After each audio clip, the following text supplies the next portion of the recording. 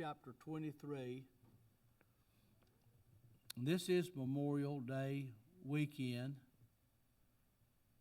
And thank God for men who were willing to fight for this country.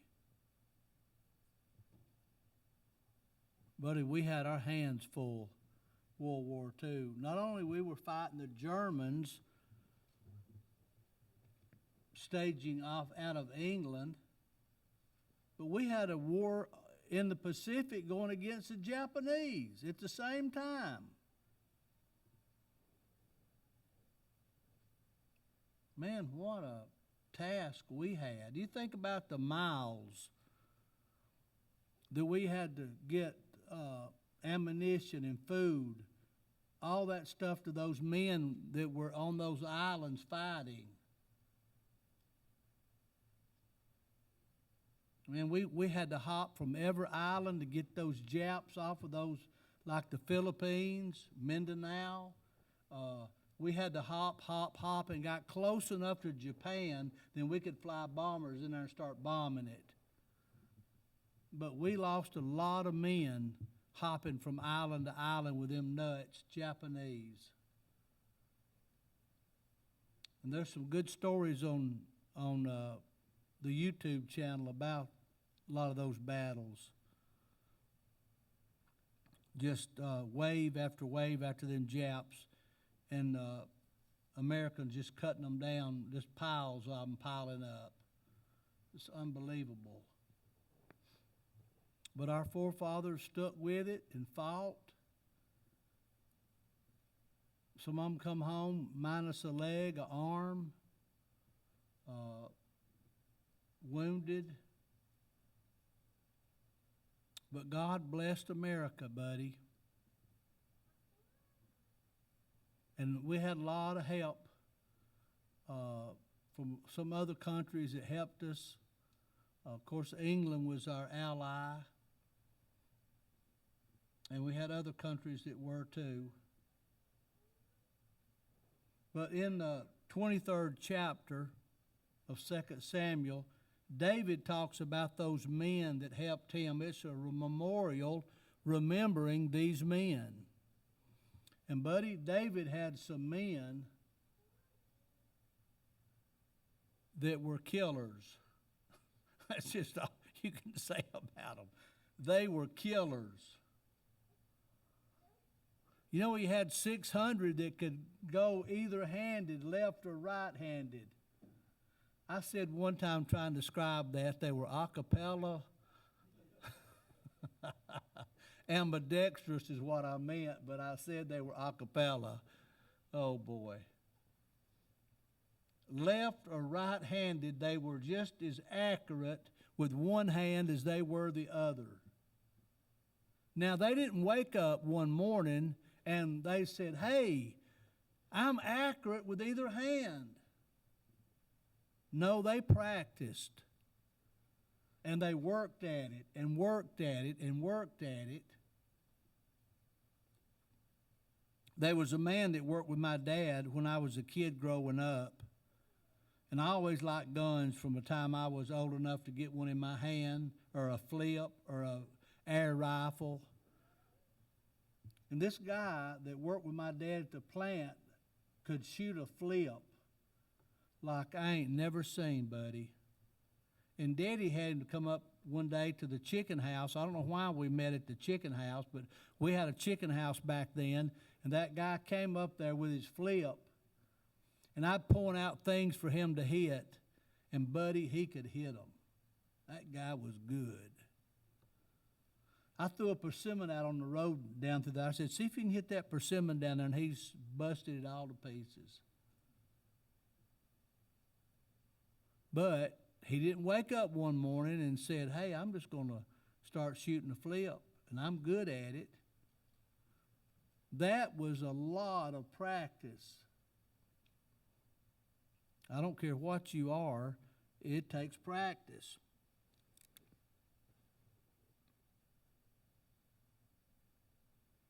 Now, David is remembering these mighty men because they were a big help to him. Look at chapter 23, 2 Samuel. Look there at verse 8.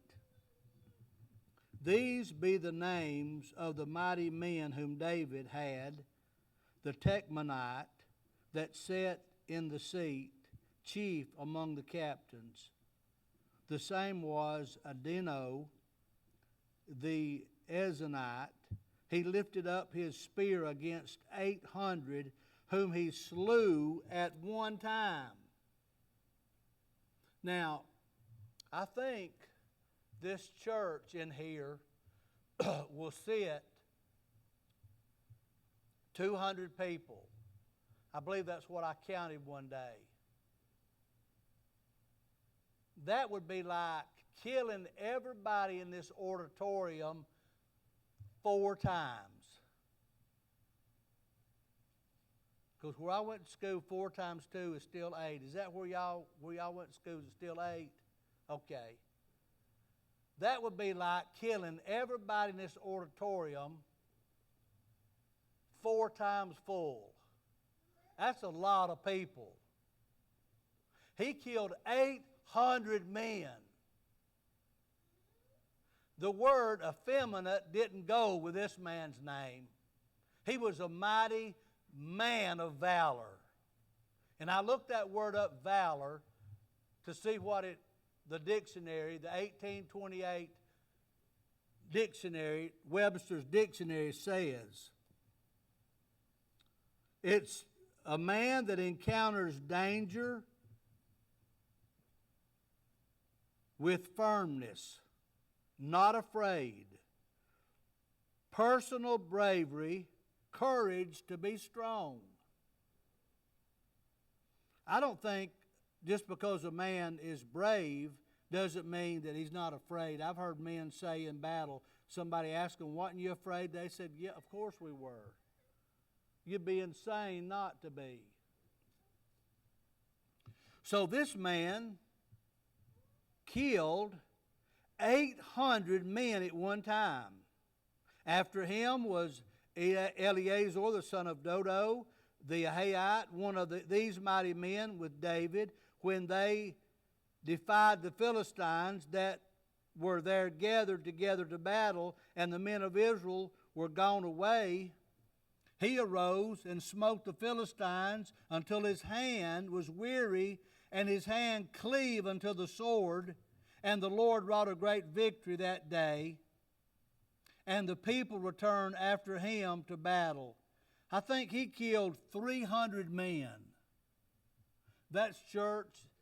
That is this church full, 2, 4, 6, 300 be full, plus 100 more. That's a lot of people. 300 men. It didn't say women, men. Killed 300 of them. Man, that's amazing, isn't it? With a sword. That took a lot of hacking.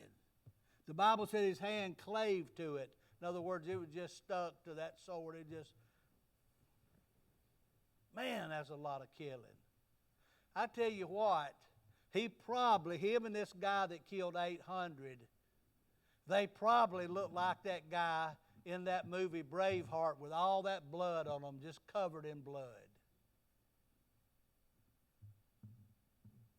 Didn't even look human, probably, just covered in blood.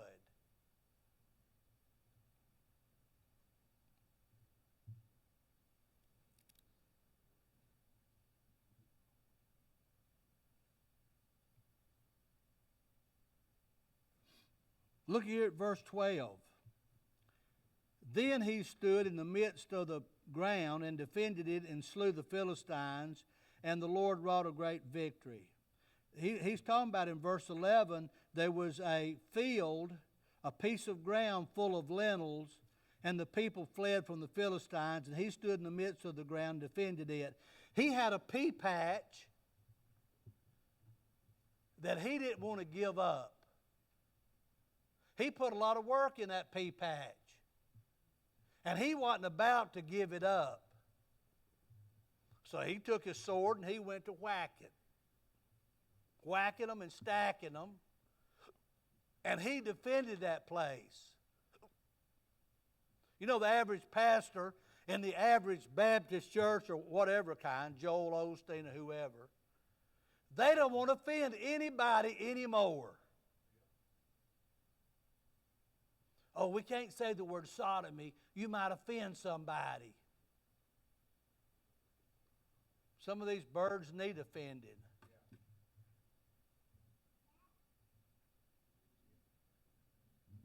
One of these guys not too far from here, up the church, up here in Aberville, he was locked up and arrested for being a pedophile, went to prison, got out, married a woman. Now he's one of the good members of one of these churches here up the street.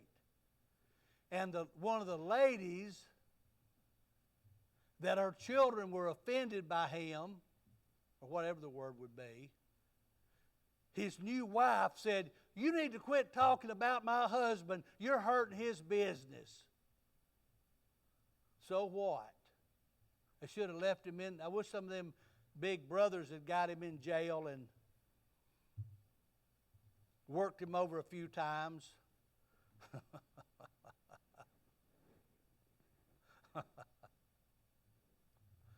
We got that in our churches today, and people take up for that. The preachers take up for it.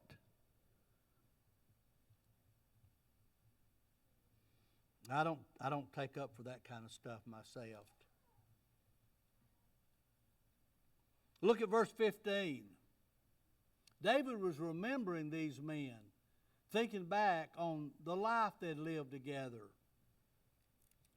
And David longed and said, "Oh, that one would give me drink of the water of the well of Bethlehem, which is by the gate." And the three mighty men brake through the host of the Philistines, and drew water out of the well of Bethlehem that was by the gate, and took it and brought it to David. Nevertheless, he would not drink thereof, but poured it out on the ground. Look, I've heard people tell me, "Well, I don't know what the Lord wants me to do. I don't know the Lord's will for my life." These men knew the king. They knew what the king liked. And David didn't request it. It was just a thought. Man, I tell you what, boy, it'd be nice to have some that water down at Bethlehem. David was probably reminiscing his youth when he was a young man and lived there, thinking about maybe a good time, maybe a holiday or something.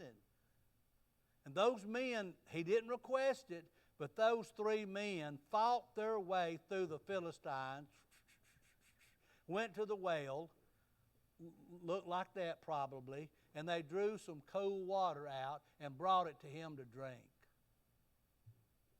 Somebody said, "Well, I don't know the Lord. I don't really know what he wants." So you need to get acquainted with him. You need to know what he wants. Read his word. You'll know what he wants. He wants the best out of you. Whatever that is, he wants the best out of you. He don't want leftovers. "Well, I'm just too tired this morning to come to church. I'm just wore out. I ain't got no money left. I blew it all week on entertaining myself." He wants your best.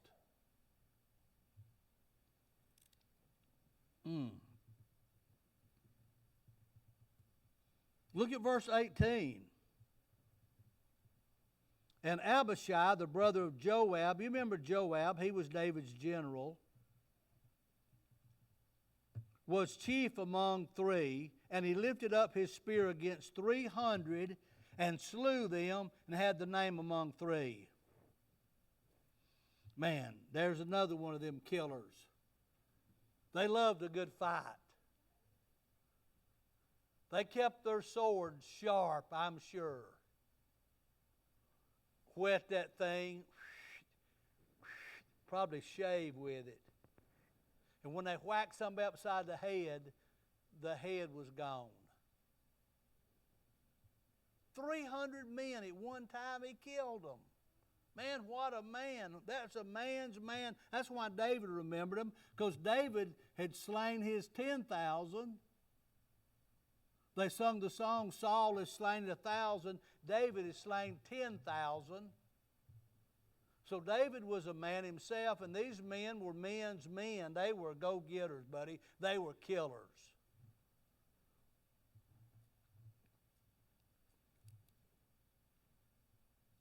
I want you to look at this. Look at verse 20 now. And Benaiah, the son of Jehoiada, the son of a violent man, valiant man and violent is both the same, of Kabzeel, who had done many acts. He slew 2 lion-like men of Moab. He went down also and slew a lion in the midst of a pit in time of snow. 2 lion-like men. These wasn't sissies. These were 2 men. Lion-like men. Then he went down in a pit and killed a lion. Man, you talking about a man. That dude, that's why David was remembering him. He was a killer, boy. Not only could he kill men, he could kill animals as well. A lion, he killed a lion. Well, let's read further. And he slew an Egyptian, a goodly man, and the Egyptian had a spear in his hand, and he went down to him with a staff and plucked the spear out of the Egyptian's hand and slew him with his own spear. Now he took his own weapon down there, flipped that spear out of that man's hand, and then he took it and killed him. Man, he was an artist with a weapon in his hand, wasn't he? You remember watching Braveheart, and when that guy could take that and flip the sword out of them people's hands, he could fight. They'd bet on it, and they'd fight. He'd just take it away from them. These men were skilled. They practiced. They wasn't sissies. They were killers.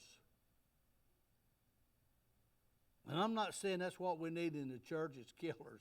Don't get me wrong. But I'm saying we could use some men.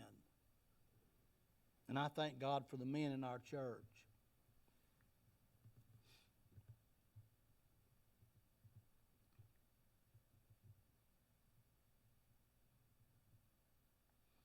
David had some absolute mighty men. He was a killer himself. He had some men that were killers, and they had to fight. The whole time David was king, he had to fight. First of all, he had to fight Saul. The man that was king over the country was jealous of David. And I noticed that Coach Saban said this a while back, and I think it's true. He said high achievers, people that accomplish a lot, don't like low achievers. In other words, deadbeats, lazy. And he said the deadbeats, the low achievers, don't like high achievers because it makes them look bad. He said, I found that to be true on our football team. He said the guys that really gave it all and labored hard and worked hard didn't appreciate the guys that loafed. And I want to be a high achiever for the Lord, don't you? I just don't want to be an average Joe. Anybody can be average. You know, if you're a baseball player and your average is 300 and that's pretty good, there's out of the 3 times you hit it, there's 7 times you didn't hit it. That don't sound too good to me, really, if you think about it. You know, what was that guy's name that died? He played baseball, then he went in World War II, come back. His name was Ted Williams. I think he had a lifetime batting average of over 400. And he's got the highest lifetime batting average of any man that's ever played. Well, he missed it 6 times. He hit it 4 times, but he missed it 6.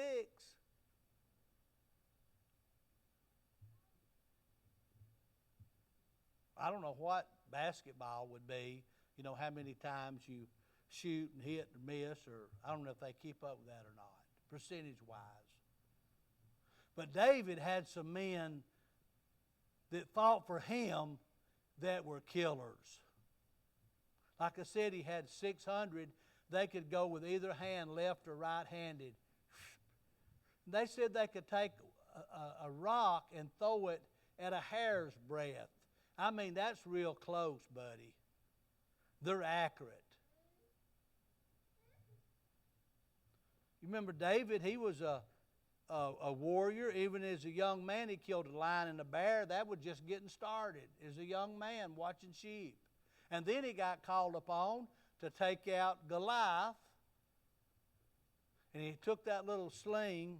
If you go to Israel today, when you get off the bus at some of them places, there'll be somebody standing around trying to sell you one of them. I've got one of them at home somewhere. It's a piece of leather with 2 pieces of string on it.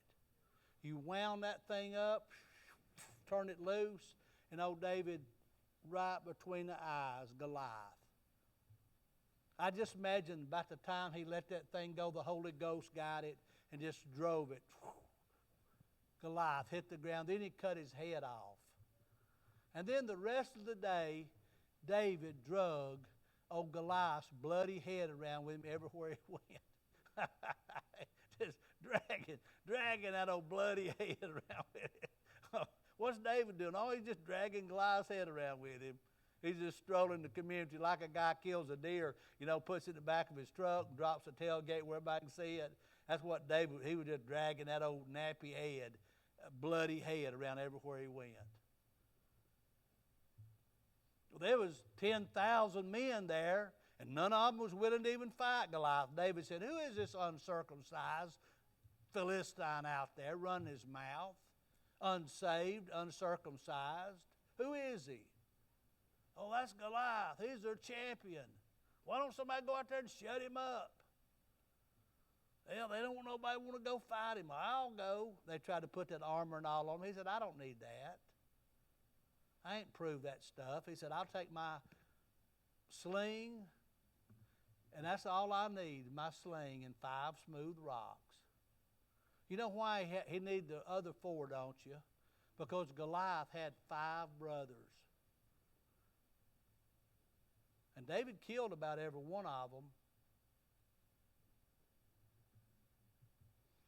The devil keeps reinventing himself. After David killed one of them, the next brother that popped up, he had, instead of having 5 fingers like we've got, he had 6 on each hand. The devil's always reinventing himself with a new curve or a new angle or a new, insight to something. And it didn't matter. Killed him too. I tell you, the Lord's works and tactics work on anybody. This stuff still works. You don't have to reinvent it. It works. If you get saved, this will work. They won't nobody have to go to a 12-step program. We got a 1-step program. Get right with God and you're right. They didn't nobody have to wean me off of beer or smoking pot or cussing. Man, I quit that stuff the night I got right with God there in the church. I was done with it. My mother never did have to sit up and wait on me to come in late at night. Man, I was home. I didn't go out roaming around on Friday and Saturday night. And I've been doing that since I was 13, roaming every Friday and Saturday night. But the Lord will change you. He'll make a man out of you. You won't look like a little sissy with a little earring in your ear, like a woman, effeminate. That's one of the characteristics in these last days is men being effeminate.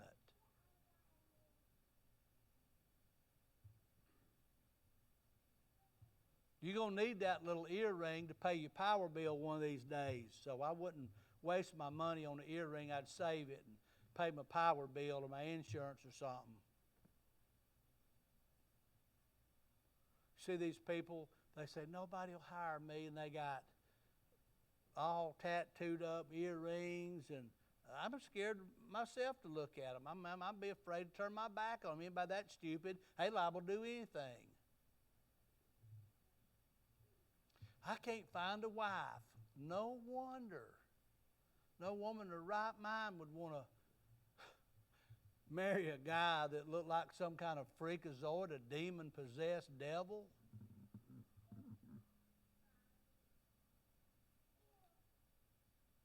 I'm glad that none of my boys ever went down that road.